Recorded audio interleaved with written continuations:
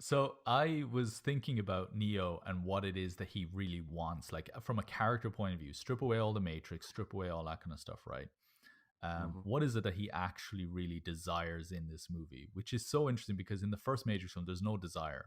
There's just No. yeah, he's got feelings for Trinity, but it's kind of unexplored, until it's convenient later on for the plot to do that. Hmm. But in this movie, for once, there actually is this real kind of uh, you could be watching a romance film in parts of Yeah, yeah. this. It Neo kind is of in a is that, coffee isn't shop. it? Neo's in a coffee shop, and he sees Trinity come in with her teenage sons, and or her young sons, and you know he's got his eye on her, right? And he goes over to her to talk to her and hi, how are you, and all that, and he's really charming and blah blah, and she's really lovely, and it's fine. And in any other movie, this would be fine.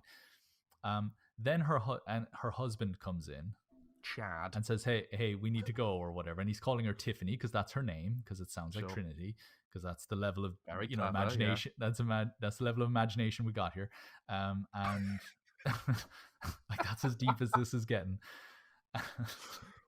And Oh, yeah. no, but this is so funny. So he's like, "Oh, we gotta go. Oh, hey, Thomas, is it? Good to meet you." Blah blah blah. And he's a totally reasonable man. There's nothing wrong. I mean, I don't know. Maybe I'm remembering it, but you saw it again recently. At no point is there any sign that this man is an asshole to his wife. Nope. Right? Perfectly nice. Yeah. Yeah, I know perfectly where you. I fine know guy. exactly Right? where you go. I know exactly where you're Right? going with this. Yeah.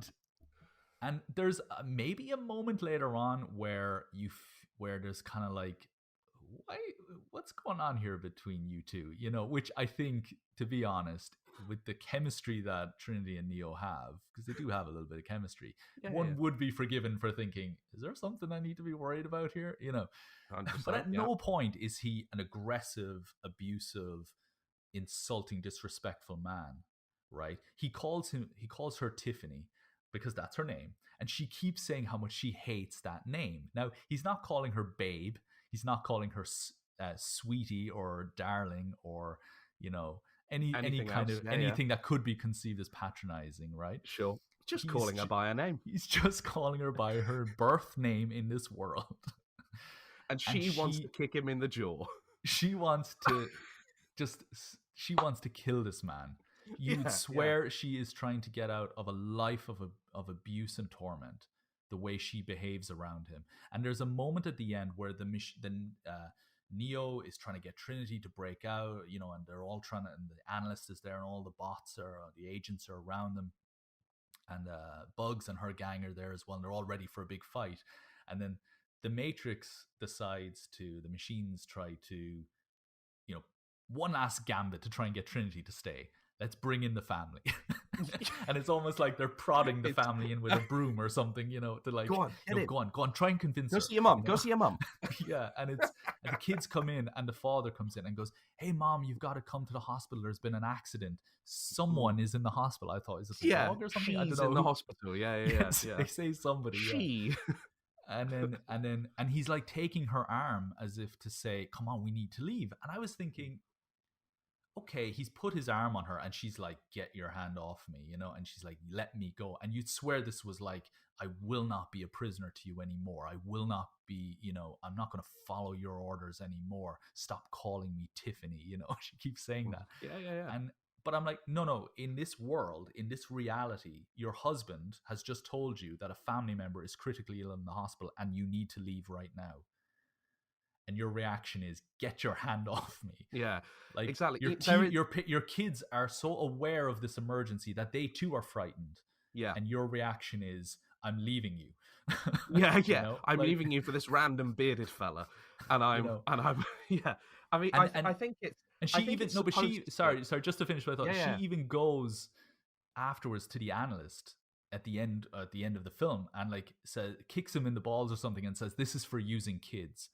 So she's aware that this is a fiction, that there is that everybody was innocent in this.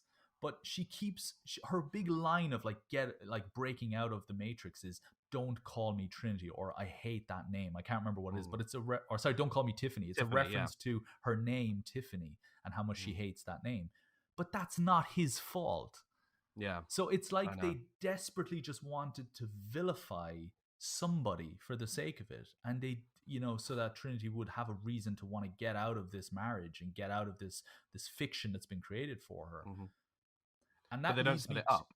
They don't set it up at all, and it's just he's calling you by your name. Yeah, that's it. That's the crime. That again, that is exactly the thing, though, isn't it? That's what what I mean by the wasted potential of it is that if you had longer, if you had another film, something like that, second part of this hypothetical trilogy is all about getting Trinity out of the Matrix, then you can have an entire section of that film where Chad is an idiot. And you can see her, you can see Trinity beaten down and it's awful, and then you have her rising like Phoenix from the flames and kicking him in the jaw and doing everything she wants to, and you can have that and it would make sense, and it would be so wonderful. I really want to see that. I want to see her take back her liberty from this metaphorical imprisoner. Here's what we got. We got Neo wanting to break up a marriage.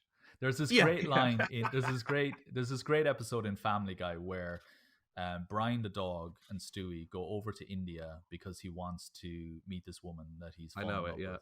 And he goes on Who Wants to Be a Millionaire to make money so that he can pay for a wedding for her, because she's in an arranged marriage or something like that, and he wants to marry her instead or something. Anyway, and the guy, the host of the show, says, Brian, so what brings you all the way from America? And he's like, true love. And then Stewie just shouts from the crowd, he's breaking up a marriage. He's breaking up a marriage. And I just thought it was so funny. I love that line. But that to me is the crux of this movie.